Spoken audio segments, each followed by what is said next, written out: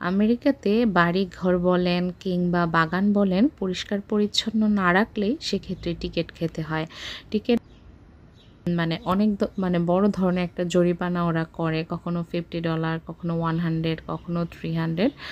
তো তার কারণে সবাই কিন্তু তাদের বাড়িঘর বেশ পরিষ্কার পরিচ্ছন্ন রাখে। আর এই যে দেখছেন বাগানের সবজিগুলো, এগুলো কিন্তু উপরের বাড়িওয়ালা দিদিরা লাগিয়েছে। অনেকে বলতে পারেন, বাড়িওয়ালা দিদি এ আবার কেমন কথা? আমি যদি ওনাদের নাম বলি আপনারা কি চিনবেন? চিনবেন না। তো তারা লাগিয়েছে, সেদিন ঘুম ভেঙেছে মনে হয় প্রায় ৭টার দিকে। তো হঠাৎ করে ভাবলাম কি একটু যাই, বাইরে যাই। বাইরে তো বের হওয়া তেমন হয় না। বাইরে গিয়ে দেখি গাছপালাগুলা এত সুন্দর লাগছে, আর দেখি গাছে অনেক কুমড়া ফুল ফুটেছে। তো তার আগের দিনও না আমি গাছ থেকে কুমড়া ফুল পেড়েছি। এখন ভাবছি এত কুমড়া ফুলের ভাজা খেতে গেলে তো অনেক তেল লাগবে। বাবা, এত তৈলাক্ত খাবার তো খাওয়া যাবে না। তো মাথায় একটা বুদ্ধি আসলো। ছোটবেলায় যেদিন আমাদের বাড়িতে মানে হাটবার থাকতো রবিবার গ্রামে, তখন বাবা বাজার করতো না। সেদিন প্রচণ্ড ব্যস্ত থাকতো।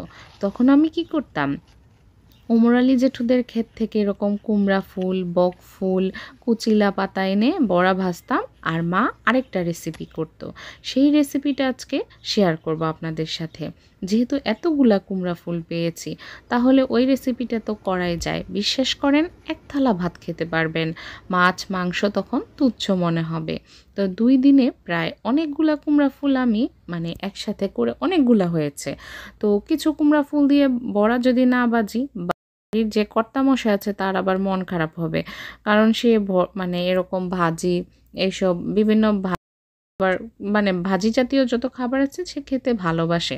মানে সে একটু পেটুক। আমিও যে পেটুক না তা কিন্তু না।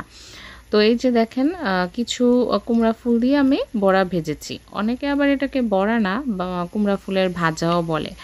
আরেকটা রেসিপি করব, অনেকে সেটাকে আপনারা কুমড়া ফুলের ভর্তাও বলতে পারেন, অনেকটাই ভর্তার মতো। তার জন্য প্রথমে কুমড়া ফুলগুলোকে এভাবে কুচি কুচি করে কেটে নিতে হবে। তারপরে যেটা করতে হবে সেটা হচ্ছে ভালোভাবে ধুয়ে নিতে হবে। আগে থেকে ধুইলে হয় কি, মানে এটা তো অনেকটাই নরম হয় না, আর আলতো হাতে ধুতে হবে। না হলে কিন্তু এটা নরম হয়ে একদম ভর্তা ভর্তা টাইপ এরকম হয়ে যাবে। যার কারণে আলতো হাতে আপনার এভাবে কুমড়া ফুলগুলোকে সুন্দর মতো করে ধুয়ে নিতে হবে। অনেক চাপাচাপি করা যাবে না, তাহলে কিন্তু ফুলগুলো নষ্ট হয়ে যাবে খাওয়ার আগে। তো ভালোভাবে ধুয়ে এই যে চুলায় প্যান বসিয়ে দিয়ে আমি তেলের মধ্যে কালো জিরা আর মরিচ ফোড়ন দিছি। মরিচগুলোও কিন্তু দিদিদের বাগান থেকে আনছি। আর একদম কুচি কুচি করে পেঁয়াজ কেটে নিয়েছিলাম।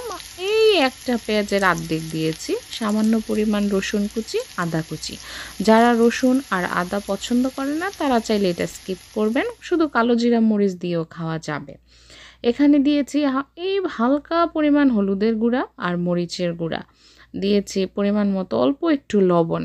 মা ছোটোবেলায় একটা শ্লোক বলতো, সেটা কি জানেন? সেটা হচ্ছে ইসা কাটলে হয় মিসা, রানলে হয় হাসা।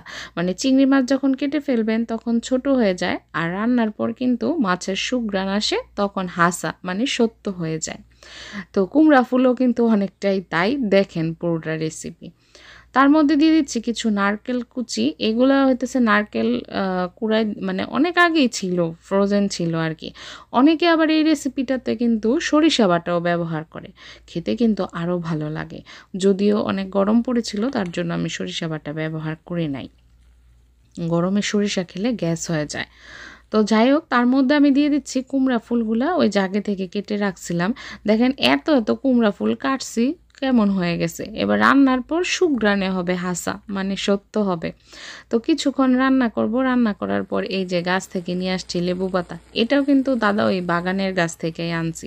এনে কেচি দিয়ে কুচি কুচি করে কেটে দিছি। লেবু পাতা কিন্তু অনেক আগে ব্যবহার করবেন না, তাইলে কিন্তু রান্নাটা তেতো হয়ে যাবে, খেতে ভাল লাগবে না, তখন মনে মনে আমারে বকবেন। তো এই যে জলটা শুকান পর্যন্ত ভেজে নিব। দেখছেন এবার কতটুকু হয়ে গেছে, এতগুলা কুমড়া ফুল কতটুকু হয়েছে, কিন্তু এতটুকু তরকারি দিয়ে কিন্তু আপনি এক থাল ভাত খেতে পারবেন। আর লবণ চিনিটা কিন্তু আপনারা পরিমাণ মতো ব্যবহার করতে পারেন। যারা রান্নায় চিনি খান না তারা চিনিটা বাদ দিবেন, আমি অবশ্য চিনি দেই নাই। তো আজকের রেসিপিটা কেমন লাগলো জানাবেন। সবাই ভালো থাকবেন। সবাইকে অনেক ধন্যবাদ রেসিপিটা দেখার জন্য।